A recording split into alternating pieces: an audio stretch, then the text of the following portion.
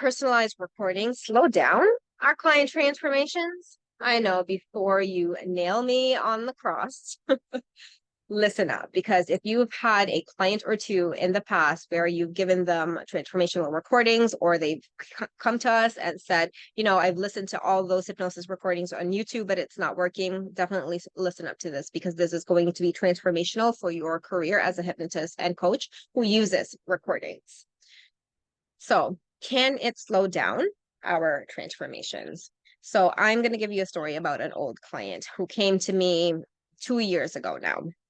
We worked together 2 years ago, and so a year after we worked together, she had told me that she was still listening to the recording that I gave her, and at that point I stopped giving recordings anyway. Exactly when we worked together, that's when I was transitioning out of the transformational recording model. But I had given her one already at that point, and even a year later, she's still listening to it, which is really nice of her to still think that it's helping her. But here is why that's not really the best for our clients. So even though I gave her a personalized recording of what she wanted to hear, like she wanted, her visualizations were in the recording, repeated time and time again. And if you really think about it this way, are you the same person as you were last year?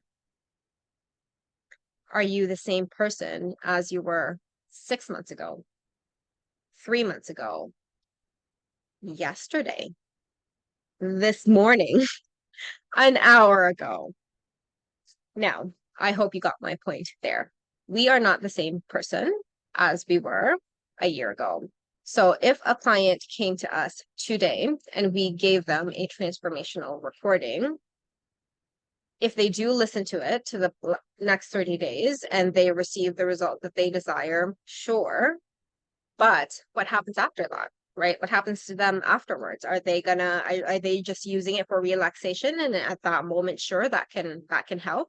But in terms of the rewiring process and being a different person, growing as a person, is that really going to help them in a month? Like, for example, you have a client who you gave a weight loss recording to, and they wanted to lose 10 kilos. And what if they've already lost the 10 kilos 90 days from your session? Is that really going to help them moving forward? Is listening to it going to help them moving forward? Probably not, right? Like, we're done with it. Like, I don't know about you, but I am someone who I am a completely different person last year, even last week. So that is really the limitation to personalized recordings, personalized recordings especially. So, I'm not saying, and I'm not shitting on recordings in general, but just being really mindful as to why you're giving your recordings. If it's, again, just for purposes of relaxation, sure, that can be quite generic and can be fine, right? But saying symptom level stuff, saying desires and goals within the session, and expecting our clients to listen for it for 8 months or a year at a time, knowing that us humans are dynamic and we shift. We are always growing and evolving.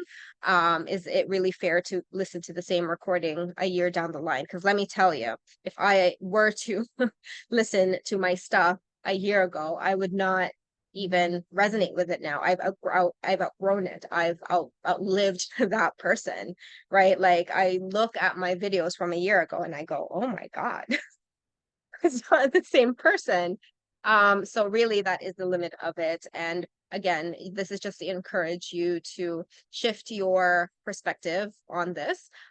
If the intention is for relaxation, then sure, recordings are good. But if your intention is actual neuroplasticity and your clients changing their own belief system, then the same recording ain't going to help your clients. It's just going to relax them.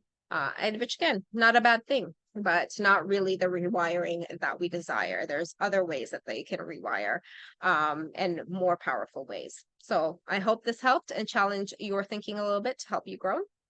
If you have any questions, let me know. I'll see you later.